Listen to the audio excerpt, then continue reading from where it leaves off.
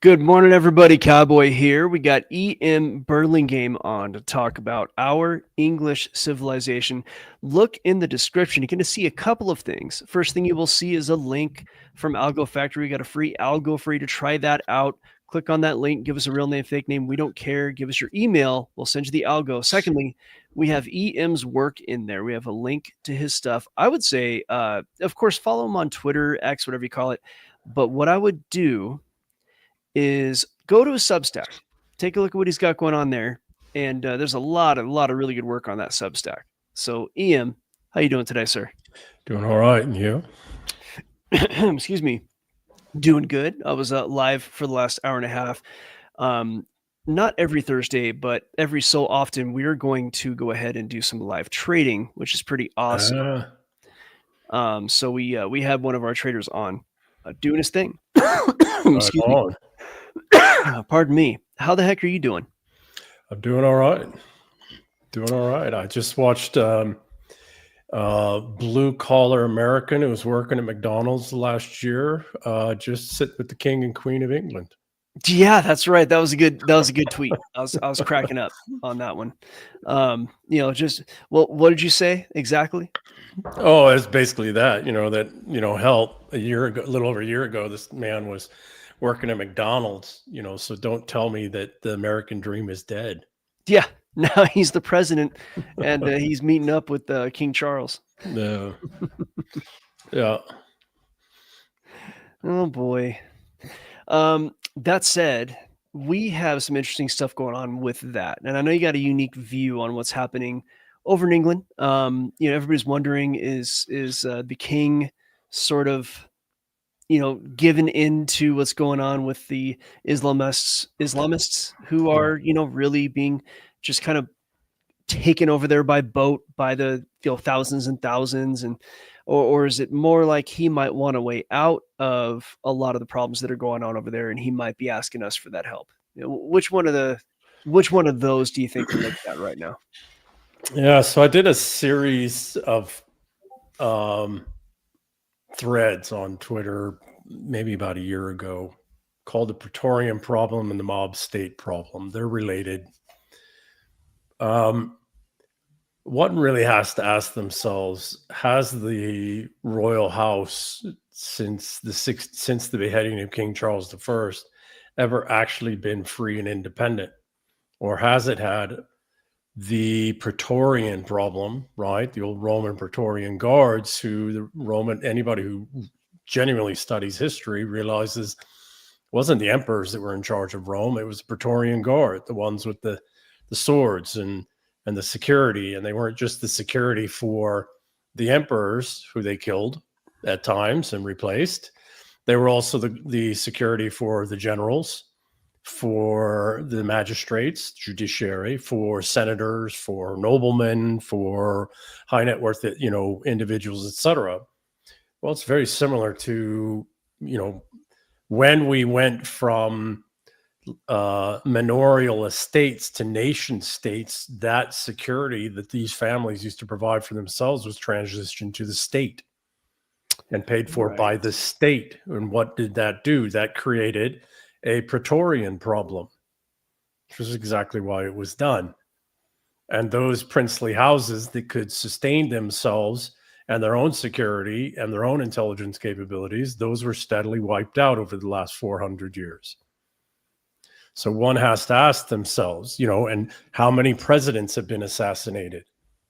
How many royals have been killed, including most likely Lady Diana, as a warning specifically to His Majesty and His Royal Highnesses, right? Their Royal Highnesses. So people really need to take a step back and look at history.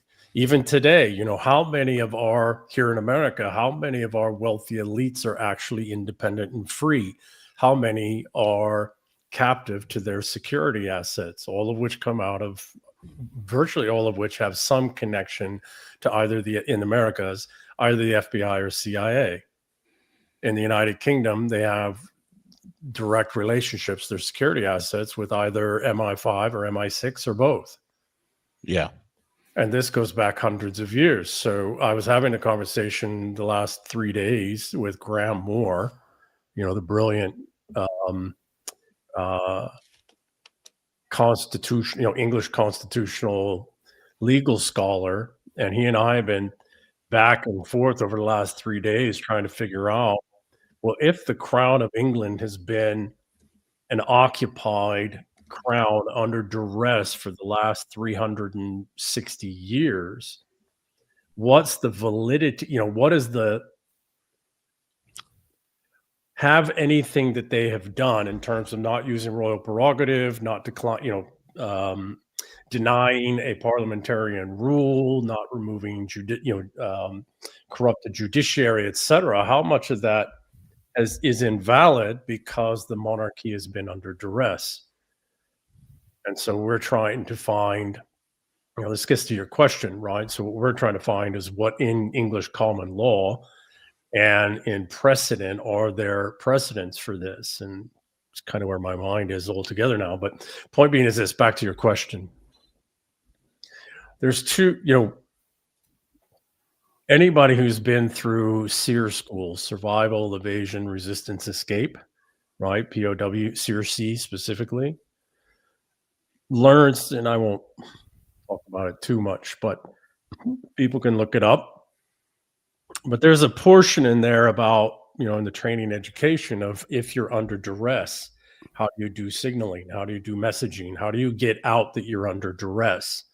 How do you get out that the statement you're making is not one that you believe in or you want to make, but it's a statement you're making because you're under duress, right? You or somebody else is being tortured or killed, and if you don't say this, somebody else is got, right? Okay. And all these people, even guys, unfortunately, from my community, sometimes they're like, well, I should just martyr himself. It's like, you're a retard. You're an absolute retard if you think somebody martyring themselves is going to change anything and not make it even worse. But the point being is, how do you communicate and articulate under duress if your security 24/7 is 3 feet away from you? And your security isn't owned and controlled by you, it's owned and controlled by the enemy. Well, it's all signals. And there's two powerful, back to what you were articulating, Nick. There was two powerful signals, one yesterday and one some years ago when Donald Trump visited, President Trump visited Her Majesty. He walked in front of them, and he didn't do that because he's a bumbling oaf, right? He did that because they asked, they motioned for him to do so, and they meant that. It's a signal. One, I used to be in the old guard, so we used to do certain these, military ceremonies, etc., for foreign dignitaries, and it's fairly common for the head of state or whatever to, at some point motion the individual head. But, so on trooping the colors, or trooping the troops or whatever, I can't remember what it's called exactly, but, that's normally common. But the other pieces is you look at the posture of the monarch in the posture in context of the posture of Trump, right? So my suspicion very much is that the crown has been under duress, has been owned and controlled by its Praetorians for 360 years, really since the death of His Majesty King Charles I. And I also suspect that the American Revolution was intentionally fostered by King George III, specifically so that we could break away and would break away, and some of the nobles. And here we are now, 200 some odd years later, and I think we are freeing the crown of England from the Praetorian problem. So what do this seems to me to be a multi-pronged approach, because you have a financial problem and you have a physical threat problem. Yes. And I don't think you're going to physically get, I don't know that you can physically protect the monarch.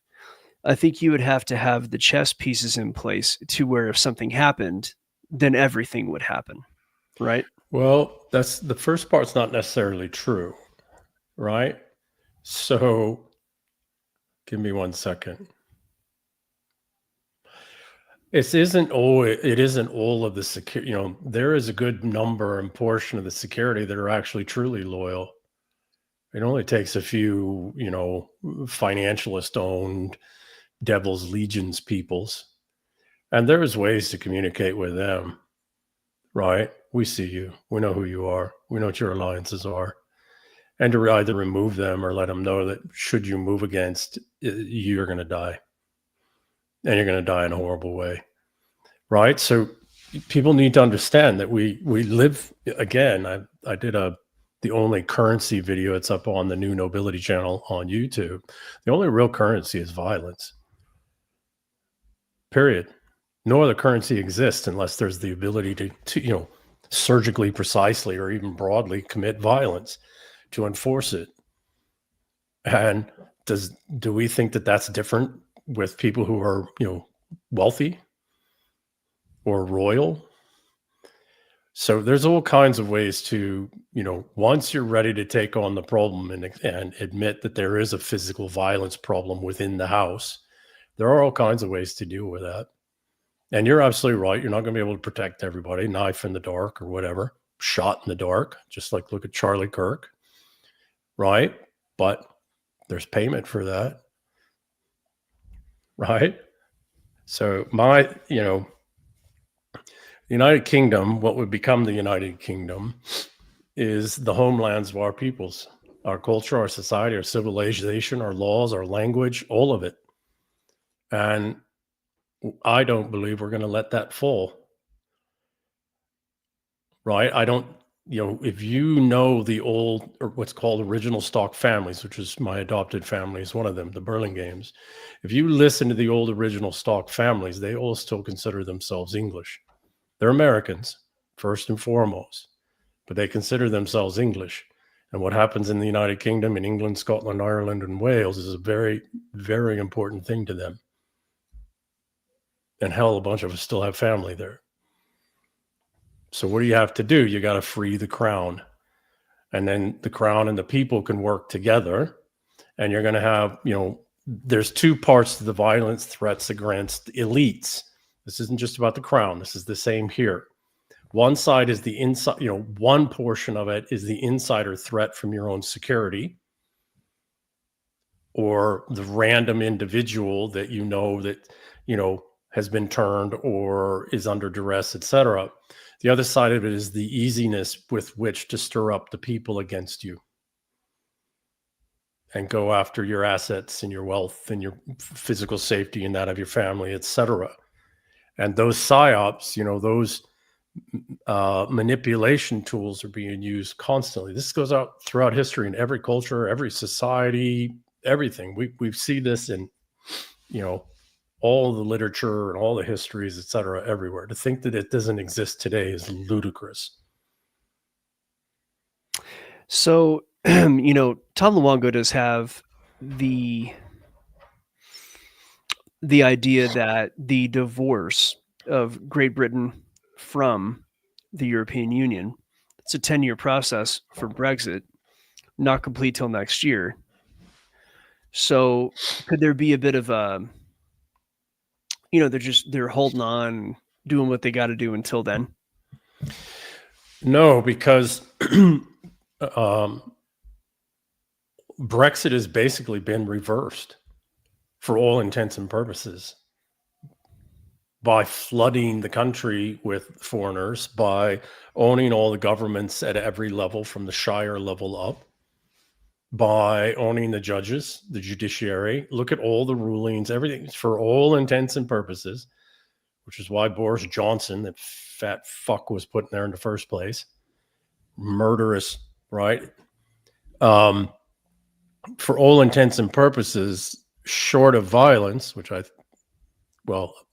substantive aggression that moves people out of positions of power they shouldn't be in because they're traitors, and physical peoples from the country that shouldn't be there because they were never welcomed in by the citizens and the peoples of the lands, and quite against their will.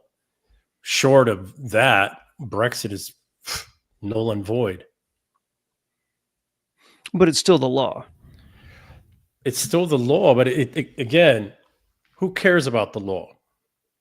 I mean, look at how the law is written here and then is not adhered to, right? One of the weaknesses of common law system is the judiciary's ability to interpret the law and then create precedent in the courts.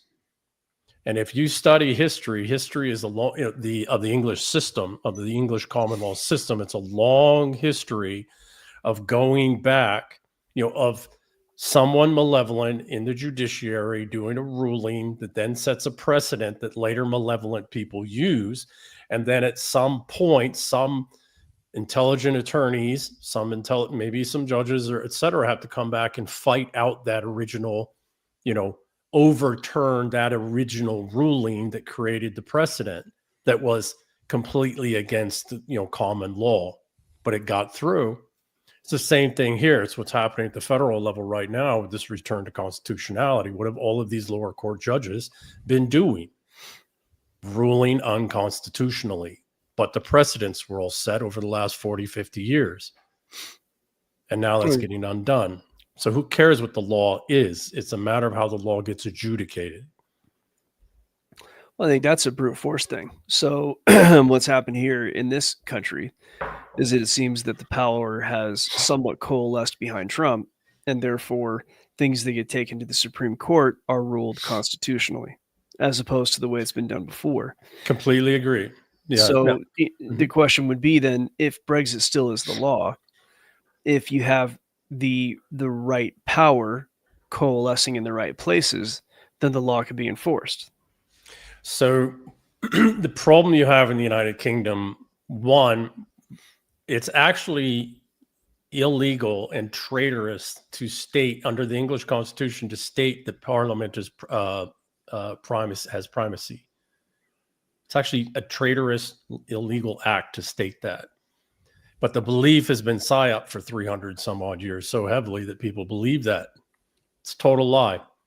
The other part is the problem with the judiciary, which are totally bought and paid for and owned and et cetera. So without the crown and the people coming together to force a return to the English Bill of Rights in the English Constitution and historical precedent, the regime and system will continue to win. Somewhat to your point, it's what's happened here. Trump is the lead figure, but there's a whole power system and structure of the old families, et cetera, that are behind him, and they're the ones driving the, constant return to constitutionality in the courts, et cetera, through the Department of Justice. And very much to your point, it's happening. It's brilliant, but it's happening because they have an executive that's getting its constitutional powers restored in the court that then allows them to go back to some other court cases and other journeys or judgments and move and fight against those. But it works because there's enough of the people and the executive together. We don't have that in the United Kingdom in the English system because since we beheaded a king, there's been zero unity, and that's been invested heavily in every year. There's been zero unity between the executive, crown, and the people. And that has to happen, but that can't happen if the crown doesn't, and I mean quite literally, that can't happen if the crown doesn't know the people are going to come to the crown's defense over time, over years.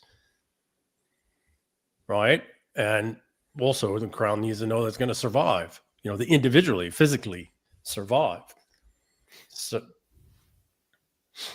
what do you say to somebody who might feel that the crown is part of the problem and not under duress? Yeah, that's a good question, because when I look at the crown, when you look at the assets that the crown holds, right? I don't know how many acres, like 6 billion acres that we know of, tens of trillions in wealth. They work very cogently with the City of London Corp.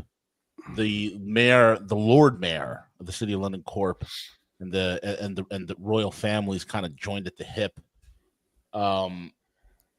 I'm trying to square the circle with this whole crown thing. If they're this noble group of people, and they're for the people, they're for the people and whatnot, and they're not part of the larger globalist team, because that's what it looks like between that. Like I can't throw a rock at any royal and not hit a crown agent or a City of London Corp guy. it just seems like a total amalgam. So that's what I'm having a hard time understanding. If you could break this down for us, EM. So so I've written on this, right, a couple of times. So I want us to take a pause a moment and realize, where did this start? This started in the early 1600s, this psyop.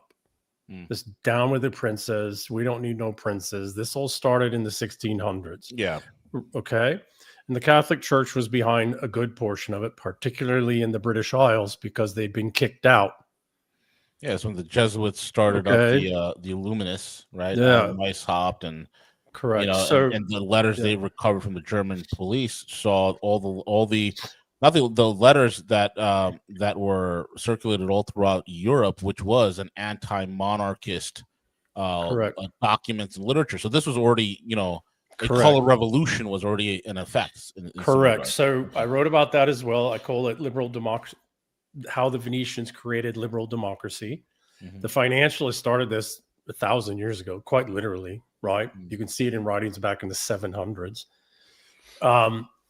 So this psyop that we're under, down with princes, the crown is against you, the crown is evil, etc., all heavily promoted in the 1500s, but really took off in the early 1600s. And it got to such a degree that they beheaded a king who was actually trying to throw these people out. Right? So if you see the opportunity to steal $1 trillion a year, or if you have the opportunity to use $1 trillion in collateral assets to prop up, 10 to 20 to 100 to 1 hypothecation of your financialist system, might you not be willing to spend $500 billion, $800 billion a year on the psyop to keep the lie going that's all based off of? Would you not put security assets? Would you not do security assets one side, the other side? Would you not do everything possible to make it appear that any noble that was against you, or anyone and all of the royals, are in on it? Yeah. Right? And would you ever allow them any kind of power that they actually could be? That they might be able to accumulate wealth or power or influence or connection that might remove you, even if it took them a century to do it? Yeah. This is what happened in Rome. It took splitting the Roman Empire in two, the Eastern Empire not allowing Praetorians for arguments, etc. It took over a century for them to be able to get into the state and the condition where they could draw out the Praetorians and defeat them in a single battle in 312. It took over a century to make that possible. Where are we now? We're 250 years into, roughly, the creation of America. Are we maybe not in the same situation where we have to draw out, defeat, and destroy these Praetorians who have been so controlling the crown? And again, the crown itself is just a crown.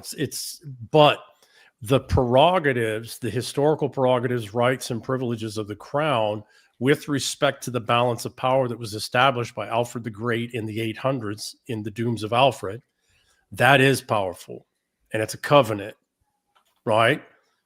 It is the rights and responsibilities of the executive to act on behalf of the people. For what purpose? For the maintenance of the assets and lands, the lands and assets of the people. So if you were going to steal $1 trillion and use it as collateral, would you not be willing to spend half of that a year in a massive psyop and security operation? Look at how prolific USAID is or was. Look at how many media outlets, how many education programs, how many NGOs, how many security assets employed by the NGOs. That's another thing people don't talk about. A lot of these NGOs had some pretty sophisticated security personnel. Was it for the NGO personnel? Or was it for the host nation person that the NGO was influencing? We got your back. Interesting. Do you think the crown, the members of the crown are divided? That there's some divisions there as well? Um, no, not so much amongst the crown. Now that happens and it's been there. There is some weakness, right? All families have weak members, vulnerable members. That's been called out in the open right now with His Andrew. Royal Highness Andrew. Yeah. And I might or might not know somebody who's involved in that. Not the calling out, but there's more to Andrew, His Royal Highness Andrew's sins, and they are sins, and I've no taking away from that, but there's more to it than that was arranged, and unfortunately his weakness allowed him to fall for what was arranged, right? But he did it. Maybe he can redeem himself, maybe not. Not for me. That's between him and the gods, right? With respect to the nobility, yes, there is division. And it was actually the 7 nobles that were the ones that invited William of Orange and the Dutch East Indies Company's army to come over and take control of the English crown in 1688. So there are disloyal nobles, and the parliament has basically done away with most of the nobility. There's virtually no nobility left, and the ones that survived World War One, right, which was lost. Half of the nobility, I think it was more than that actually, of the nobility was wiped out in World War One. So now it's more, the question is more, is there division amongst what few nobles remain and the oligarchs? Yeah. And there is. And a lot of the oligarchs are foreign. They're not English, they're not Scots, they're not Welsh, etc. So there is turmoil there. Again, there's a lot more going on with His Royal Highness, good Prince Harry and the family. That was also intentionally done by outside forces. So, to your question, yes, there's some division in the family there, but it's not what people think, right? And here's the other thing. Historically, not just in the English system, but across the board, you can read about the Ottomans, you can read about Persians, etc. Often when it gets to the utmost and there's a real fight, the bastards come home. Yeah. And they fight for the family, and they do the ugly things that got to be done. I'm not saying good Prince Harry is going to do that, but sure would fit a historic pattern. You think that that the UK can actually take back their country from where it is right now? I mean, it looks bleak, man, real bleak. I mean, this is I think about this every day. I still have family there, direct family, not distant cousins, etc. Right.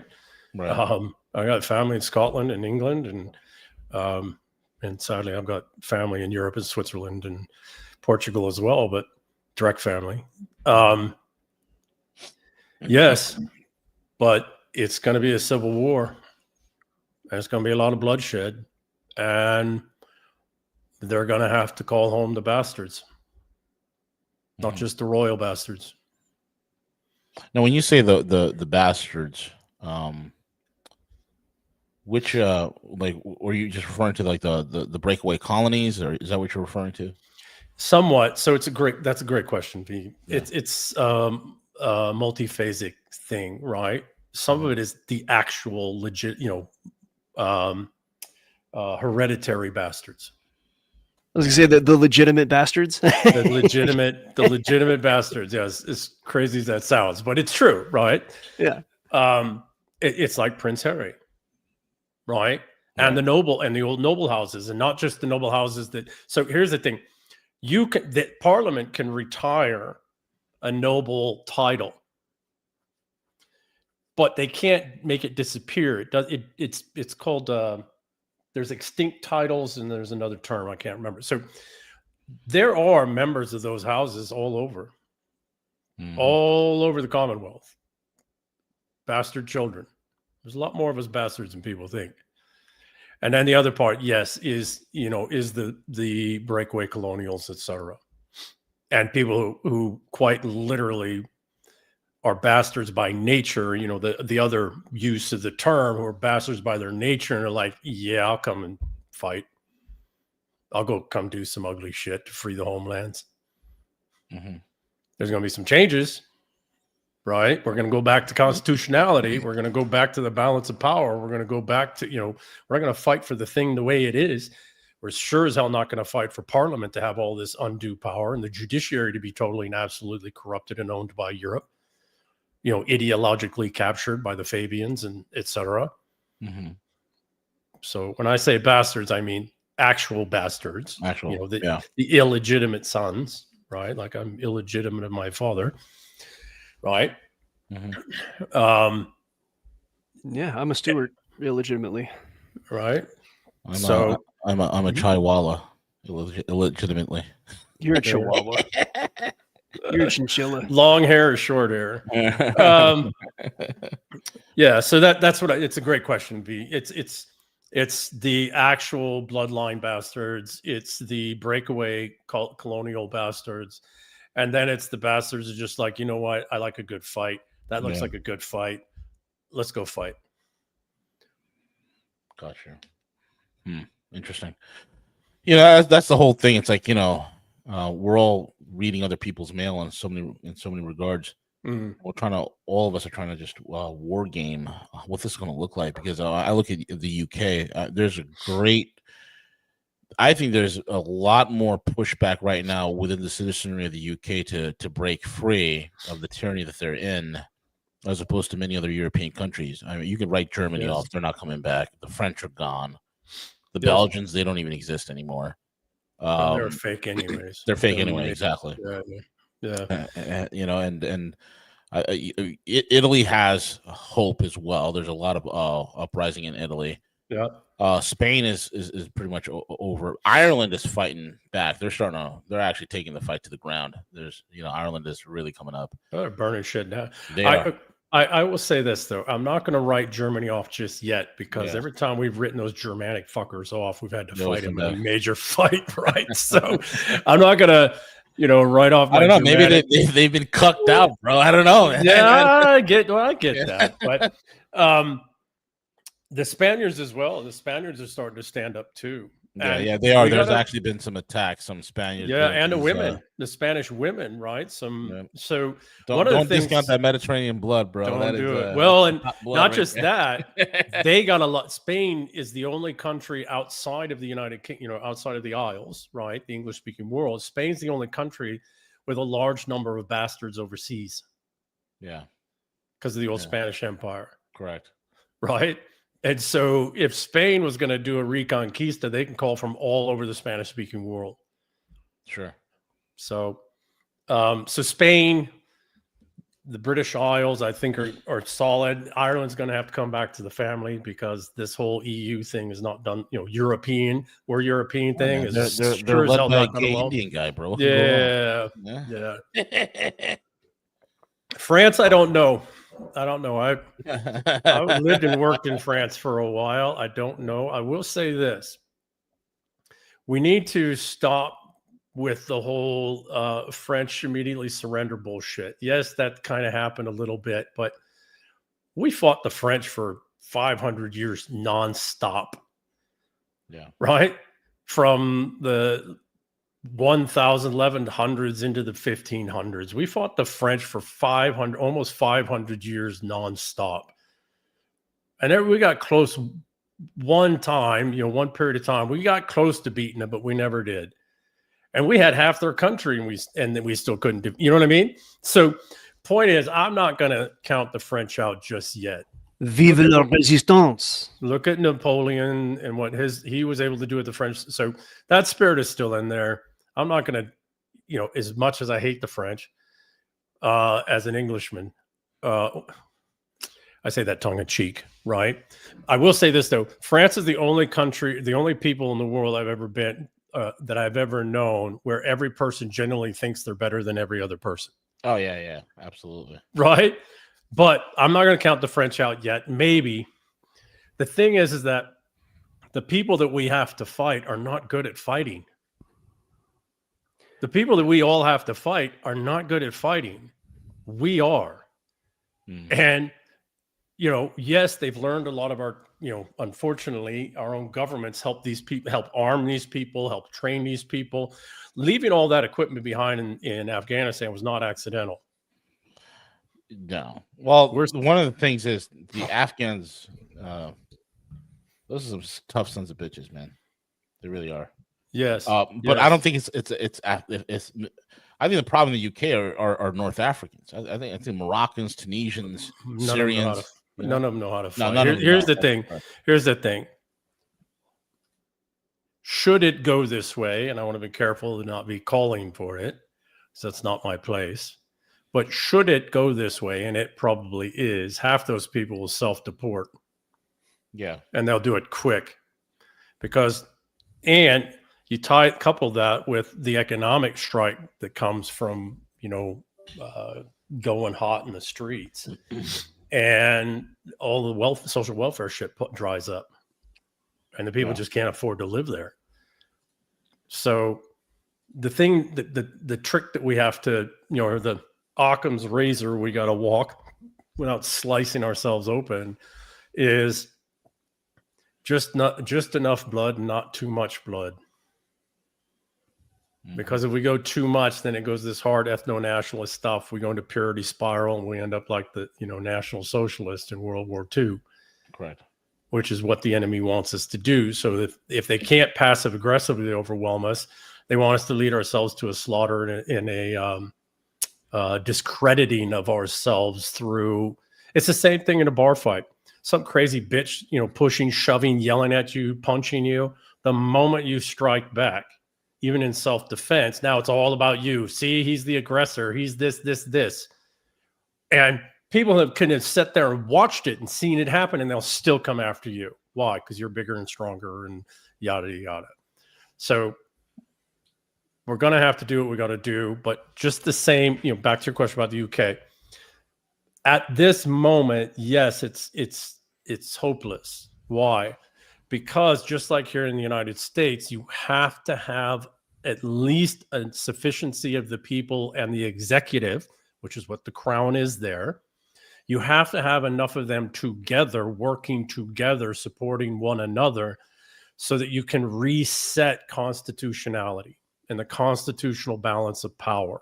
That's not happening there yet because the executive is isolated off in a palace where their kids and grandkids and great-grandkids could get knifed any moment by their own security. Yeah. And the people can so easily be riled up against to violence to go from, the mild disgust that's been trained and conditioned into people for centuries on purpose to, storming the palace and beheading them in the street. So until there's a balance, until the executive, and that's why I've written about people need to march on the crown and occupy the palace grounds. Don't let them escape. Don't let them flee. Don't try to harm them. Don't do any of that. Force them to their prerogative responsibilities while at the same time letting the enemies of all know, including the ones in the palace who might have those knives and the willingness to do it, know you harm a hair of their head and we're coming for you and your family. Mm-hmm. Right? And that's the delicate tripwire that people have to walk if this scenario comes out, which is how do you prevent it not going ethno-nationalist? In which case we lost the narrative, we lost the war. Yes. Yeah. That's the hard part. And that's going to require education and real leadership. Not these fakers that are out there, these talking heads who are, for most, which I believe are mostly just co-opted individuals. Like the Nick Fuenteses of the world. Yeah, you got to understand, why is this kid rising? It's a perfect example. Like out of nowhere, this kid's like the most banned kid out there. Kirk is gone, and now it's like he's coming up now. Correct. It doesn't make any sense because it's all orchestrated. It's what I've written about, right? They killed the moderates so they could radicalize. We talked about that actually that day, right? Give me a second here. And that's the forces we got to fight, because these radicalizing forces, these idiots would love to create some sort of ethno-nationalism, which at that point, it's what they always want. Which at that point, it will wreck everything. Yes, and it would just make us easier to be controlled. Correct. On the other side, those few of us to survive. Yep. So V, to the line of reasoning that you're on right now, right? This is why I wrote this, Our English Civilization, with an S, not a Z, because that's how the English spell it, right? Mm-hmm. What is that thing that allows us to stand and fight for our people, our lands, and our homes? What allows us the justification to tear down our government that's become tyrannical and is owned and controlled by foreign powers? What gives us the legal right, justifications, historical right to force the executive to use its powers on our behalf? That's our civilization. That's our history. That's our laws. That's our, the times the people have had to go through this before. And we've, what were the things that we did and how did we do it and how did that come about and why did we do it? Well, here's the honest thing. And then how do we make sure we don't go too far? Because boy, that's what's being pressed now. That's what their intent always was, by the way, is to get the discuss mechanism triggered. Well, the only thing, are young men going to go fight for parliament, for some mayor in some city, right? For some judge? No. The only, the reason this whole anti-American, anti-English, British, I hate the term British anyways, that's the psyop, but the reason this anti-Anglosphere war has been waging in the information space, the education space for over a century is specifically to deny us recognition of our history, that we are a civilizational people and we have something collectively worth fighting for that supersedes and is extraordinarily inclusive of the Welsh, Scots, Irish, and English peoples and, the peoples that went out from there into the world. Yeah. And that's the thing that we have to get back to is this is what we're actually fighting for, young men. The land is part of it, but what we're really fighting for is our civilization, and it's extraordinary. And you are the only real asset, and you are the only way in which it survives, just as the young men were for the last 1,000 years, more than 1,000 years. And that's what keeps us from going too far because, give me a second. Mm-hmm. If we adhere and go back to our civilization, then we have a boundary, there's an expanding bound on it where we're like, no, we've restored our civilization and our lands as primacy. And anybody who doesn't adhere to that, anybody who's against that, they're gone. And once that's done and our lands are back to our civilization, our people, our, those who are Anglo by nature and instinct and action, we can stop at that point. And then we shore up, protect the shores and the boundaries, and we make sure they don't seep their way back in. But it gives us the ability to stop. Otherwise, it goes hard ethno-nationalist, and until every Pakistani's dead, we're not done. Yeah. Or until every, Somalian's dead, we're not done. We can't go that way. The boundary is restore our civilization and our lands. And by the way, all those brown skin, yellow skin, whatever people, most of them are not our enemies. They shouldn't be here and they got to go. It's not, I don't blame them for what's happened and following the money, etc. But they got to go. The ones who are the traitors are the ones in fucking government who made that happen. And like the business people and the rent-seeking landlords. Yep. Right? Yeah. So again, this isn't about, this isn't the fight that we're upon isn't about racial bullshit. It's not about that. What it's about is we let rent seekers, landlords take control of everything. And all they care about is rents. And they are the ones who own and build and control governments. People can look this up. It is in the local areas, the landlords are the ones who control government. Why? Because the landlords pay the tax base. The landlords own the physical, the collateral assets. So they influence the banks, they influence the lending institutions, and they control the governments. I've got friends that are big property developers, man. I've seen it, and you know the whole thing, this whole rent seeking economy with landlords, and this exists because we have a rentier economy. We have a financialized economy. Once we get rid of finance, the way modern finance is, this thing will balance out. That's exactly right. That's exactly right. So the point being is, our enemies are not the people we have to get rid of from our lands. Now there are some enemies in there. That's been done too, because they're going to make it a real fight. But most of these people aren't our enemies. They just need to go. Yeah. If we want to help these people, okay. Well, first off, we got to help ourselves. This is our fucking house, right? Mm-hmm. We'll come help you once we can in your lands, if that's what you really want. But I hate to tell you this. Y'all left your lands because you were useless in the first place back where you come from. Which is true. Right? If you had any value anywhere in the fucking world, you would have done it in your own homelands. It's not like we haven't poured $100 trillion into foreign aid and everything else and sent genuine for all the ugly USAID and other stuff that's going on. For every one of the bad actors in that, there's 200 solid actors trying to do real good stuff. Right. And for any new listener coming in, EM is talking about the illegal migrants that have flooded Europe. These are the absolute garbage, the trash, the bottom of the barrel, who have nothing to contribute to whatever country they're going in. They were sent here by their own people specifically so we killed them. Once we realize that, once we get that into our little noggins, that they were sent here by their own people, their own power elite in their own country, so specifically so we'd kill them. Right, to get that 4/5 population reduction that the, financialist elites want. Once you realize that, a whole lot of things start to make sense. Yeah, and I don't think that applies to expats, because expats are productive people to begin with.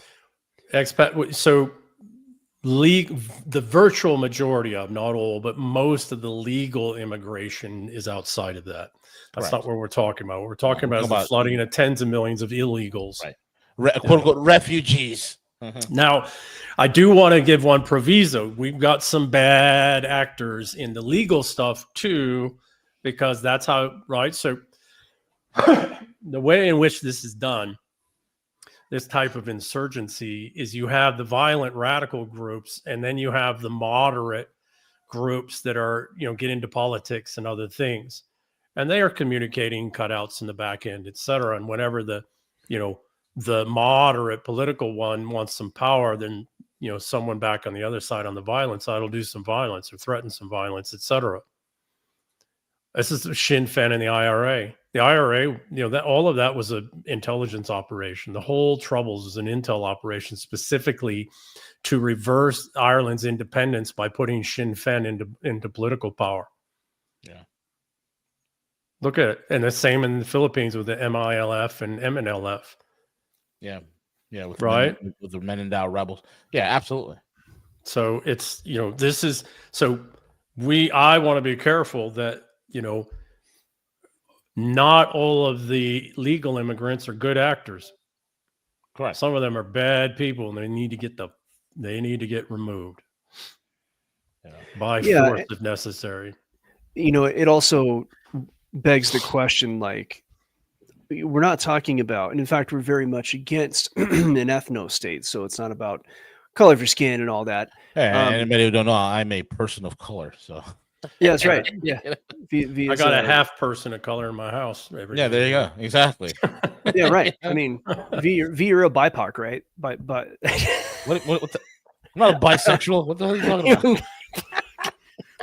What's a BIPOC? Yeah, that BIPOC. I forget what it means, but it's something like that. Bipolar. Yeah, bipolar. I could be bipolar. I don't know. I mean, that could be, but I think that, like, the way to look at it is the dividing line between who is part of the English speaking civilization and who is not. And this isn't while bloodline is a component, I mean, we have a lot of people who have been in the United States and their families have been here for hundreds of years. Their skin is dark colored. They are not necessarily of any kind of British Isles descendancy, and yet they speak English, and they do good things in our civilization. So how do you draw the line as to who belongs where? Ideology, man. Yeah, well, it's civilizational adherence. I've talked to this numerous times, and it's in this our English civilization and in other discussions.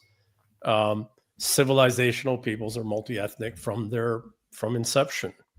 Now they normally start around ethnic groups, and then you're not a civilization at that point, right? You're a kingdom, principality, etc.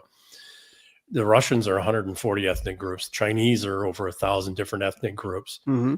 Right. People look from the outside, but the Russians specifically, you've got Central Asianers and Plateau Asians and Inuits and, or the Inuits one group, but, Siberian, Arctic Circle Siberians, etc. So this isn't an ethnicity thing.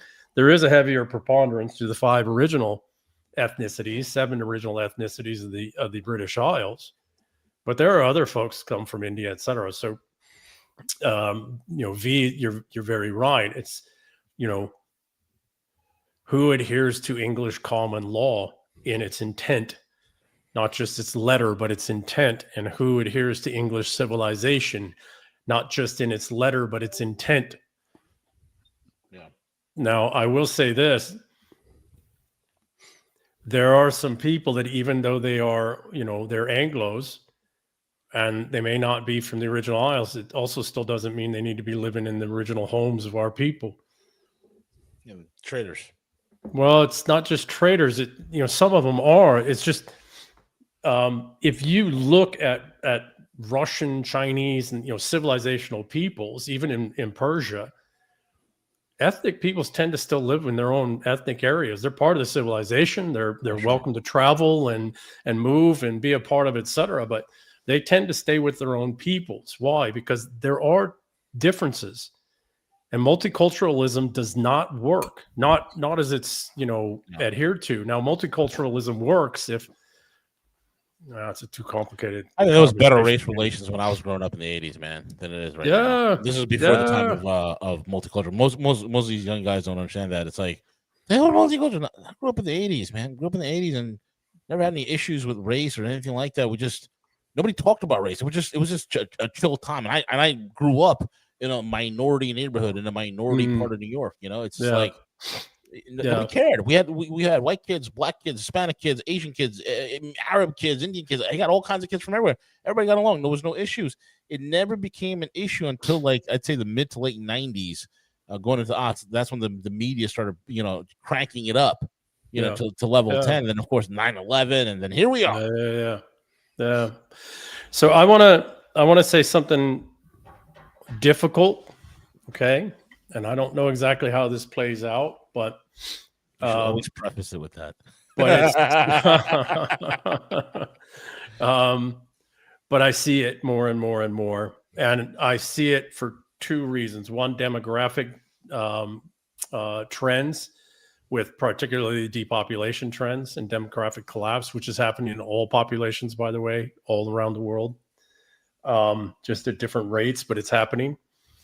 So I see 2 things happening. One, because of the demographic, the actual demographic differences, and the others because we're being forced to it. I suspect we're going to see a lot of Gaza-like activity where ethnic communities are just forced out. And the reason is that we've been put into a situation, very much to this conversation of others, where it's virtually impossible to know who the enemy really is.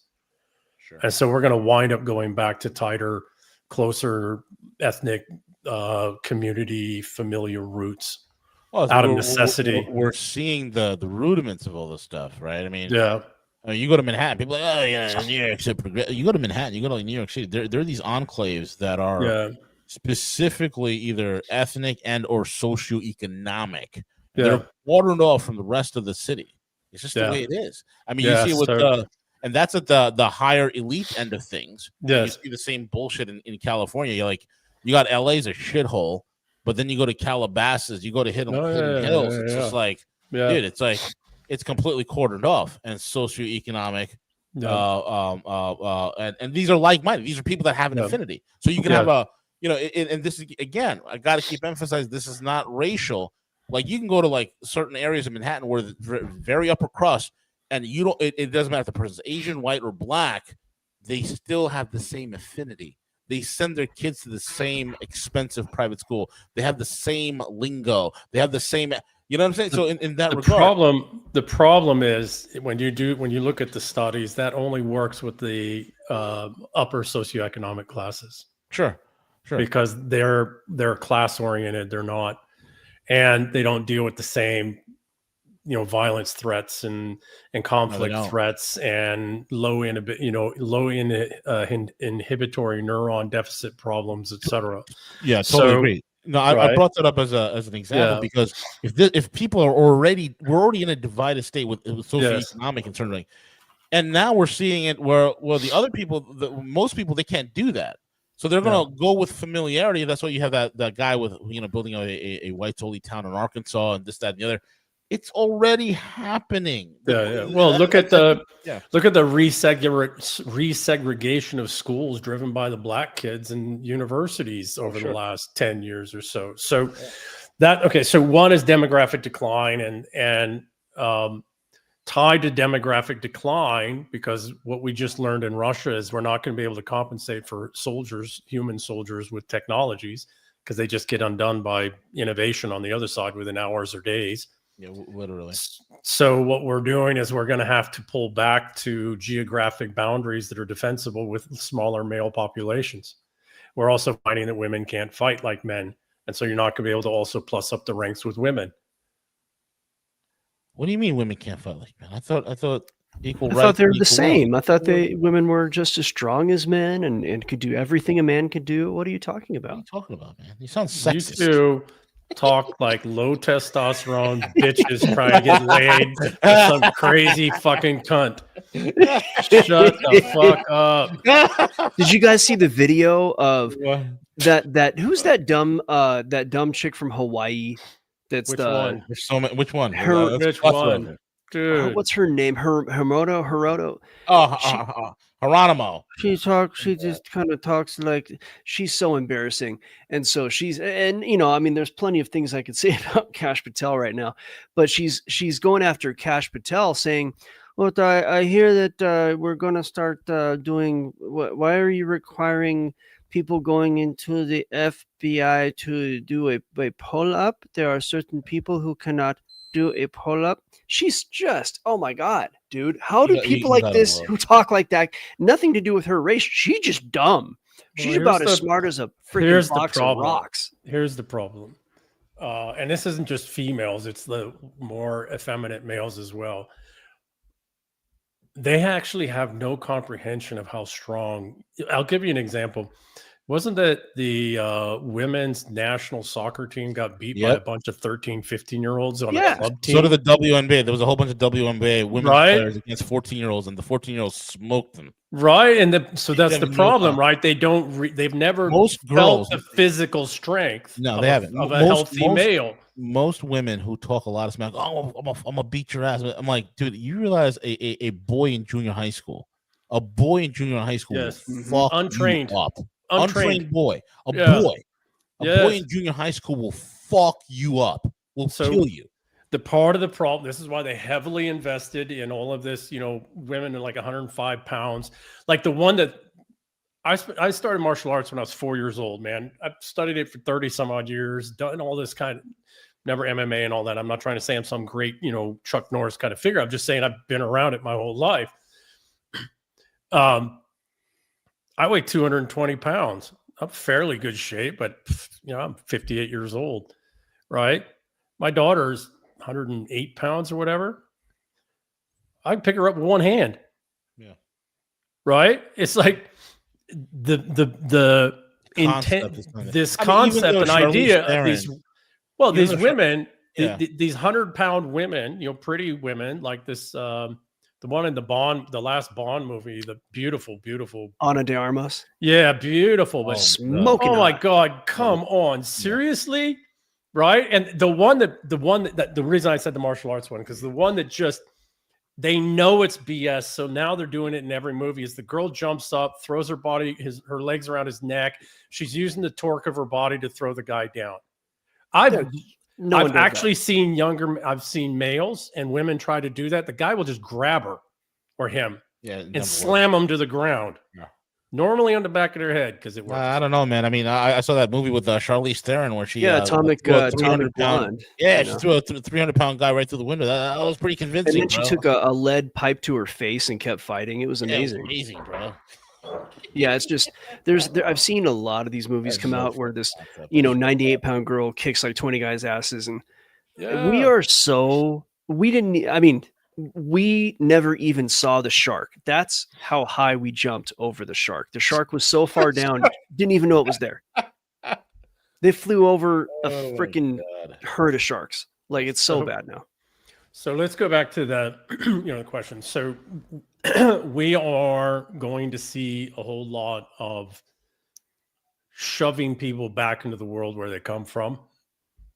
And most of it has to do with, one, we've been riddled right through with the enemy, and it's nearly impossible to tell who's the enemy or not.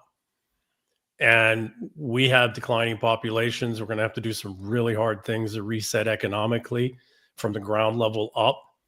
And we can't do that if we're constantly at war with, some crazy person or some insane person or somebody just can't ever fit into our culture and society being a threat. That's why they did it. So we're going to see a whole lot of Gaza. I suspect what's happening in Gaza right now and what's being done is what we call customer conditioning. How do you inure, that word, right? How do you get people numb to a genocide? I'm not saying that Gaza is genocide because I'm not there. I don't see the news reports. I don't trust most of the shit I see. Also, some of the people saying shit, I know who they actually work for, right? Yeah. So I don't know exactly what's happening in Gaza. I'm not going to say it is a genocide. I'm not going to say it's not. What I'm saying is we're going to see a lot more of Gaza around the Western world, specifically right here in the United States as well. So it's not going to be a matter of, well, we're going to move the Muslims up to Dearborn, Michigan, because there's a Muslim community up. No, I suspect that's going to get broken up too. Same with the Somalis, all of that.